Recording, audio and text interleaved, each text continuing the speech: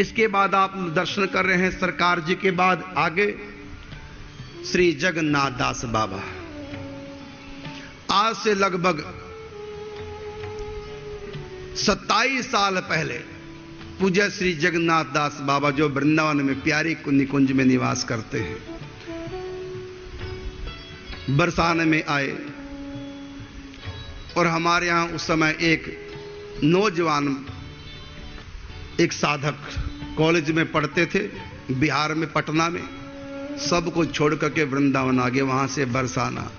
हमारे आश्रम में नौजवान साधक रहे, अब तो संत बन गए। कॉलेज में पढ़ते पढ़ते छोड़ के पढ़ाई, भक्ति में ऐसा लगन लग गई उनकी। वो हमारी कुटिया में रहते थे। तो बरसाने में एक जगह रसिक संतों की गोष्ठी होती थी। उसी गोष्ठी में पूज्य श्री जगन्नाथ दास बाबा भी वृंदावन से बरसाने आए। तो जो कॉलेज में पढ़ते पढ़ते वैराग्य हो गया, संत बन गए। उनका नाम हुआ राधे श्याम जी महाराज। वो मेरे पास ही कुटिया में रुके थे और लगभग 7-8 महीने हमारे पास ही रहे। तो बाबा की जानकारी उनसे थी, राधे श्याम जी महाराज से, पूज्य श्री जगन्नाथ दास महाराज जी की। उनके माध्यम से मेरे पास आए, दर्शन हुए। लेकिन सत्संग का विशेष लाभ नहीं हुआ उन दिनों, क्योंकि मैं वहां कम ही रुका था। उसके बाद कई सालों के बाद, शायद 10 सालों के बाद, फिर इस संत की मुझको खोज हुई कि मेरे पास एक बार संत आए थे, इस समय हैं कहां। मुझको थोड़ा थोड़ा याद रहा था कि अंग्रेज मंदिर परिक्रमा मार्ग के आसपास जो संत की कुटिया है। अब कैसे मिलूं, क्योंकि निकुंज भाव के बारे में कुछ ऐसी बातें थी जो मेरे मन में प्रश्न थे, उनका समाधान किससे हो। तो लगा कि वो संत लगे मुझको कि इनके पास समाधान। अब संत ढूंढूं कैसे, ना मेरे पास एड्रेस, नाम तक याद नहीं। अब नानक जी कहां बैठे, अभी तो यहां थे। हाँ चलो कोई नहीं, ठीक है। नानक जी से मैंने कहा कि ना तो मैं नाम जानता हूं संत का, कोई नहीं बैठो आप, ये नानक जी हैं वैद्य जी। इनसे मैंने कहा जब मेरे पास आए कि मैं एक संत का ना तो नाम जानता हूं, ना उनका स्थान जानता हूं, केवल थोड़ा सा आइडिया है कि वृंदावन में परिक्रमा मार्ग में बाहर की तरफ अंग्रेज मंदिर की, उसमें कोई संत है, नाम मैं भूल गया, उनसे मैं मिलना चाहता हूं। अब नानक जी ने मुझे गाड़ी में बैठाया, मैं वृंदावन उस पूरे एरिया को ढूंढा, नहीं मिले। नानक जी को वापस आना था यमुनानगर में। मैंने कहा अब तुम तो जाओ मुझको छोड़ के, हाँ मैं अपने आप ही ढूंढ लूंगा। ये तो मुझको छोड़ करके आ गए यमुनानगर। अब मैं वहां कभी वहां जाऊं, कभी वहां किसी से पूछूं तो क्या पूछूं, नाम ही नहीं याद है, ना उनकी कुटिया का आश्रम का नाम याद है। लेकिन इतना मुझको लग गया था कि ये व्यक्ति साधारण नहीं है। ये मुझको पहले से पता चल चुका था बरसाने में, थोड़ी सी अनुभूति के आधार पर।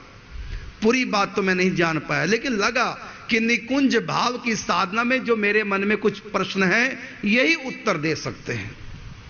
लेकिन ना तो नाम, अब मैं पूछता कहीं भी जाके, भैया एक संत है, थोड़े छोटे से कद के हैं और रुंड मुंड रहते हैं, सफेद ऊपर तक चादर लगा के रखते हैं, ऐसा तिलक करते और निम्बार की हैं। वो कहते हैं महाराज ये तो पूरा एरिया निम्बार क्यों का है, और सारे महात्मा ऐसे ही होते हैं जैसे आप बता रहे थे। अब कोई बता नहीं पाया।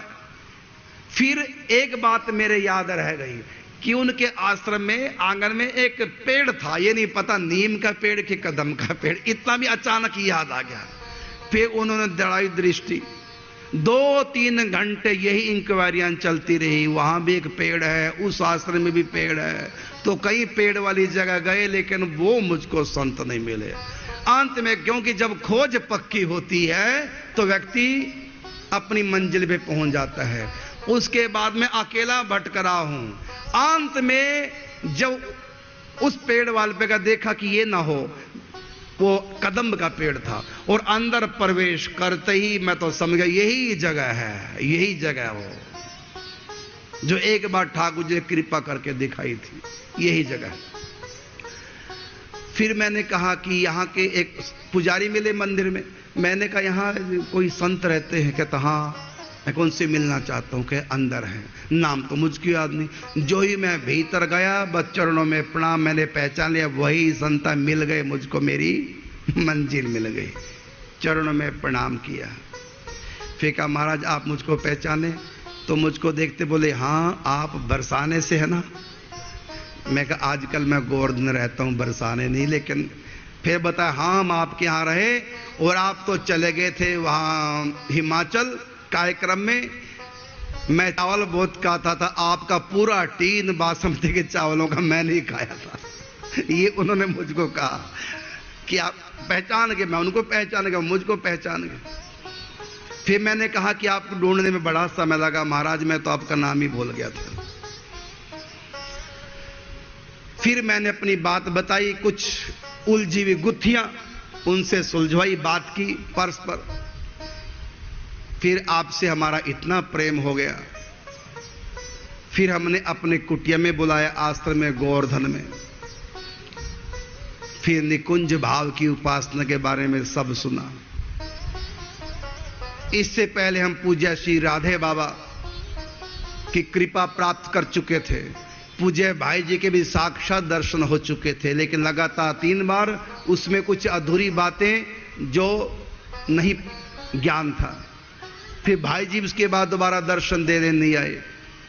अब कैसे पता चले? मन में गांठें पड़ी थी कुछ साधना को लेकर के। फिर उनसे प्रश्न किए, तब उनके प्रश्न का उत्तर दिया। फिर हमने एक बात कही कि योग पीठ के बारे में आप हमको बताओ, क्योंकि भाई जी ने पद रत्नाकर में जो योग पीठ लिखी है वो योग पीठ अलग प्रकार की है, और पूज्य श्री राधे बाबा ने जो वृंदावन की योग पीठ लिखी वो कुछ अलग प्रकार की है। चिंतन करने में प्रिया प्रीतम की योग पीठ का चिंतन कैसे करें ये आप हमको बताओ। तब उन्होंने कहा किसके लिए आपको समय देना पड़ेगा? मैंने कहा मैं तैयार हूं। 7 दिन मैंने आपको समय दिया। तब उन्होंने पूरी निकुंज योग पीठ हमको बताए कि इस ढंग से ध्यान करना। उसके बाद कुछ बातें हमारी निकुंज भाव की वो सब प्राप्त की।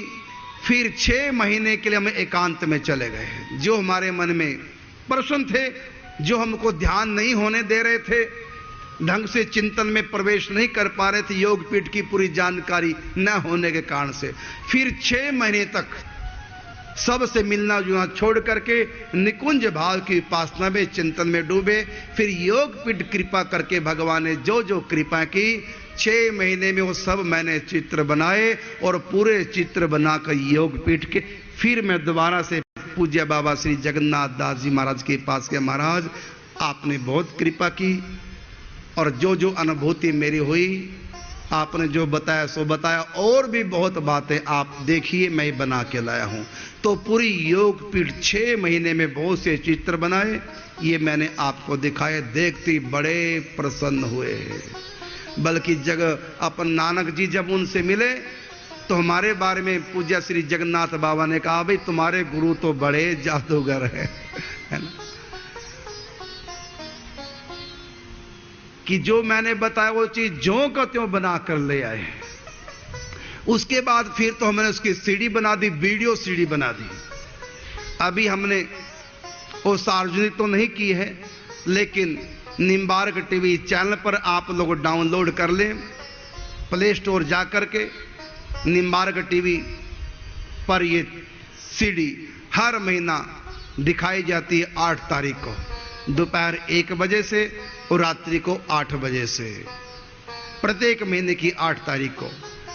तो ये निम्बार्क टीवी चैनल पर वो सीडी दिखाई जाती है जो संत कृपा से प्राप्त हुई है। तो मैं जो बता रहा हूं आप लोगों को, हम जितनी मर्जी साधना कर लें, जन्मों लग सकते हैं, लेकिन संत कृपा का अगर संपुट लग जाए तो जन्मों जन्मों की साधना इसी जन्म में पूरी फल देगी। और 100 साल की साधना 100 दिन में फलित हो जाएगी अगर संत कृपा का संपुट लगा है। संतों की कृपा कैसे प्राप्त होती है? आप उस समय अपने भाटिया जी कहाँ हैं? हाँ बैठे, देखो ये उस समय मेरे पास, मैं इसलिए इनका नाम ले रहा हूं जिससे कि आप लोगों को विश्वास हो जाए कि मैं मनगढ़ंत नहीं सुना रहा हूं, इसलिए मैं साथ में नाम ले लेता हूं। ये भाटिया जी साथ थे। तो पूज्य श्री जगन्नाथ बाबा को हम अपने आश्रम में लाए गोवर्धन वृंदावन से। भाटिया जी से पूछो मैंने कैसे स्वागत किया है, संतों के प्रति भावना कैसे रखनी चाहिए। इन्होंने देखा, मैंने बाबा जब अपने आश्रम में आए, पूज्य श्री जगन्नाथ बाबा इधर जो आप दर्शन कर रहे हैं सरकार जी से आगे, सफेद ऊपर चुनरी जो ढकी है सिर, पीली पीली चुनरी जो ढकी है सरकार जी हैं, और जो सफेद चुनर ऊपर ढकी है ये पूज्य श्री जगन्नाथ बाबा सखी भाव की उपासना में थे। तो जब बाबा हमारे आश्रम में आए, मैंने बाबा के चरण धोए, चरण धोकर चरणामृत पिया और सबको पिलाया। उस समय भाटे जो बैठे सामने ये भी मेरे पास थे, इनको भी मैंने बाबा का चरणामृत पिलाया, पूरे आश्रम में छिड़का। फिर बाबा को माल्यार्पण की तिल किया, बाबा की आरती उतारी। इतना भाव बाबा ने स्वयं मुझको एक बार कहा था कि मेरे प्रति सम्मान तो बहुत लोग प्रकट करते, लेकिन जैसा सम्मान आपने किया आज तक किसी ने मेरा ऐसा सम्मान नहीं किया। और गजब की बात तो यह है, आप संत होकर के गुरु गद्दी पर बैठकर अपने शिष्यों के सामने हैं और मेरे चरण धो के पी रहे हैं। इसका मतलब आपके अंदर अभिमान भी नहीं, क्योंकि जो अभिमानी व्यक्ति होता है, जो अभिमानी संत होगा, वो अपने शिष्य के सामने बड़ा बनने की कोशिश करता है, वो दूसरे संतों को छोटा दिखाने की कोशिश करता, जो अधूरे किस्म के लोग हैं। लेकिन जिनमें अभिमान नहीं, वो सब संतों को दंडोत प्रणाम किया करते हैं। तो कहा कि गजब हो गया, मैंने पहली बार देखा कि अनेक शिष्य जिसके साथ में है, इतना बड़ा आश्रम जिसके पास है, मेरे पास एक छोटी सी कुटिया है, और मुझको अपनी गद्दी पर ऊंचे बैठाकर स्वयं नीचे बैठकर मेरे चरण धोए, स्वयं पिए और अपने शिष्यों को पिलाया। ऐसा भाव वही कर सकता है जिसके अंदर अभिमान ना हो। बस तुम्हारी इसी बात से मैं इतना रीझाऊं, इतना रीझाऊं। फिर उन्होंने वो कृपा की मेरे ऊपर। उनके पास 12 साल से कोई और साधक आ रहे थे यही विद्या सीखने के लिए, लेकिन उनको नहीं दी। उनके पास जो रह रहे थे 12 साल से संत, उनको वो विद्या नहीं दी जो मुझको विद्या केवल 7 दिन में दे दी, जो कृपा दी। इसलिए मेरी मातों सज्जनों, मैं अपने भी अनुभव आप लोगों को बता रहा हूं। संतों की सेवा करो, संतों के प्रति निष्ठा रखो, संतों को भगवान से भी अधिक दर्जा दो। स्वयं भगवान की वाणी है, मोते संत अधिक कर लिखा। और मेरे जीवन को आप स्वयं देखो, मैं संतों को कितना मानता हूं, कितना संतों से स्नेह करता हूं। और संतों के लिए देखो, इतना बड़ा आश्रम है मेरे पास, कभी किसी से कुछ कहा नहीं, अनायास अपनी अयाचित वृत्ति से जो जिसने दे दिया उसको आश्रम में लगा दिया। जो भी समय मेरी आवाज को सुन रहे हैं, वो मेरी कथा की यही दक्षिणा दें कि वो संतों की सेवा करें। जरूरी नहीं कि मेरे को ही दें, कहीं भी तुमको संत मिले, उस संत की सेवा से कभी चूकना नहीं। मैं अपना अनुभव बता रहा हूं, मैंने इन 11 संतों से लिया है। मैं यदि भक्ति के भरोसे, भजन साधना के भरोसे रहता, पता नहीं कब कृपा होती। लेकिन ये संत तो भगवान से भी अधिक दयालु हैं। कल आपको मैंने कथा सुनाई, ठाकुर जी ने उस सेठ को कुत्ता बना दिया।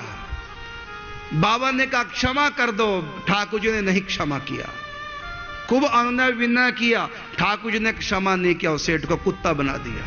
और जब भाई जी से प्रार्थना की, जब संत से प्रार्थना की, तो तुरंत भाई जी ने कहा बस ये 30 दिन सिर छोड़ेगा और गोलोक धाम में पहुंच जाएगा। अब देखिए, भगवान नहीं रीझ पाए, भगवान ने क्षमा नहीं किया, और संत ने रीझ करके, भगवान ने बनाया कुत्ता और संत ने बना दिया सखी राधा रानी की। इतने दयालु संत हैं। वो सेठ खूब भजन चिंतन ध्यान करता, पता नहीं उसको सखी भाव की प्राप्ति होती नहीं होती।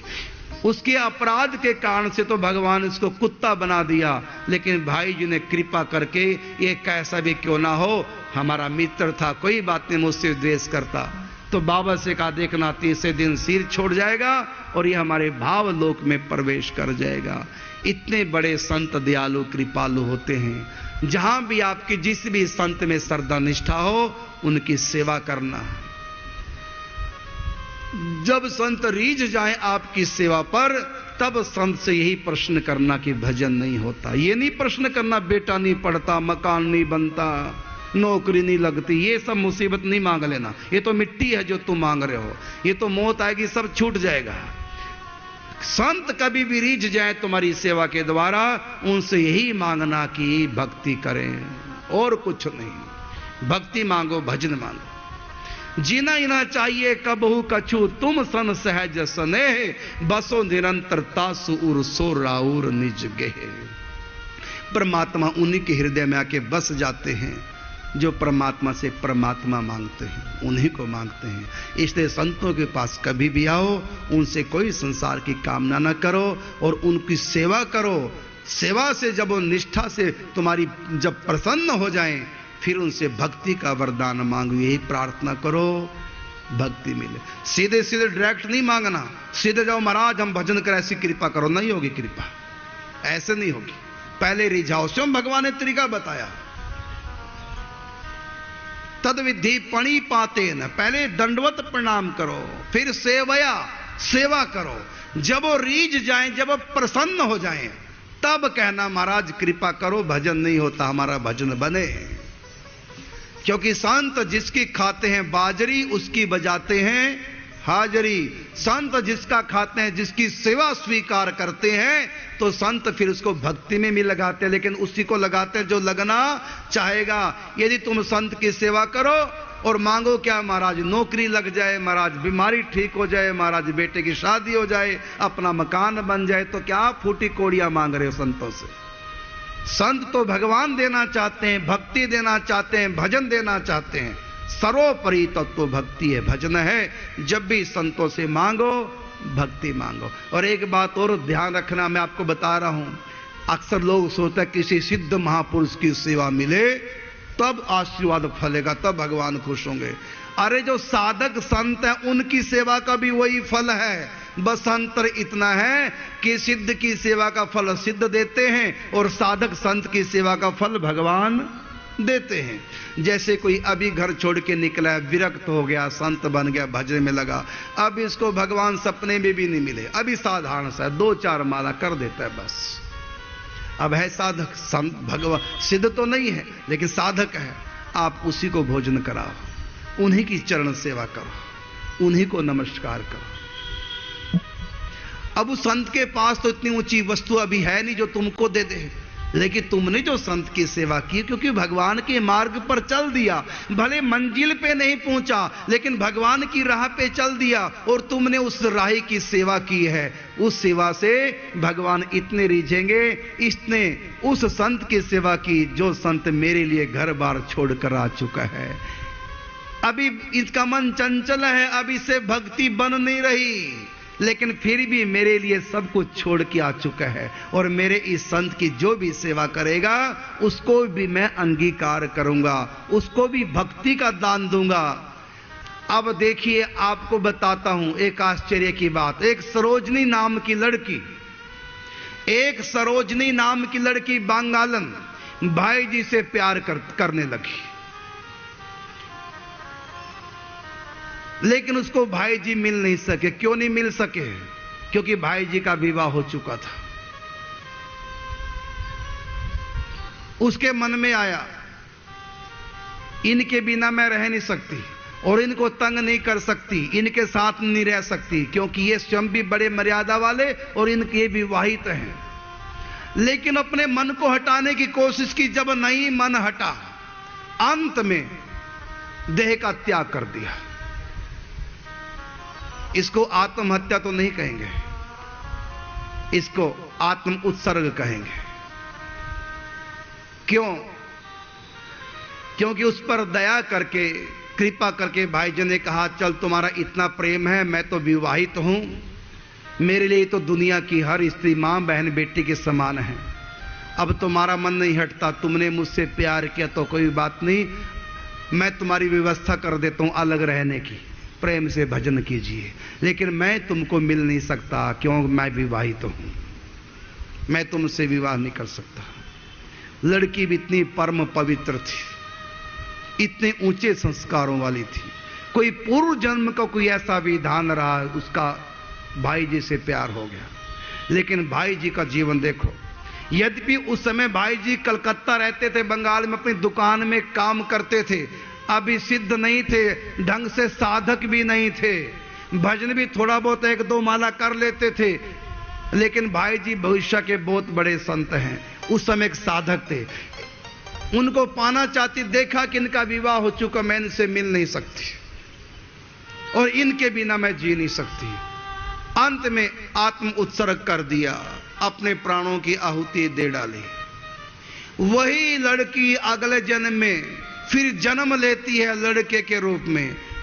वही लड़का फिर सब घर बार सब कुछ छोड़ करके भाई जी के पास आ जाता है। पिछले जन्म की वो लड़की अगले जन्म में पुरुष बन करके फिर भाई जी के पास आ जाती है, और भाई जी ने उसके ऊपर इतनी कृपा की, उनको सखी भाव में प्रवेश करा करके राधा रानी से मिलवा दिया। जय हो। पूर्व जन्म की वो लड़की थी, अगले जन्म में भाई जी ने कृपा करके उस सरोजनी नाम की बंगाल लड़की को जब अगले जन्म में पुरुष बनी, उनको राधा माधव की सेवा में पहुंचा दिया। प्रत्यक्ष में उनको तो भगवान के दर्शन कराए ही, उनके माध्यम से औरों को भी भगवत प्राप्ति हो गई।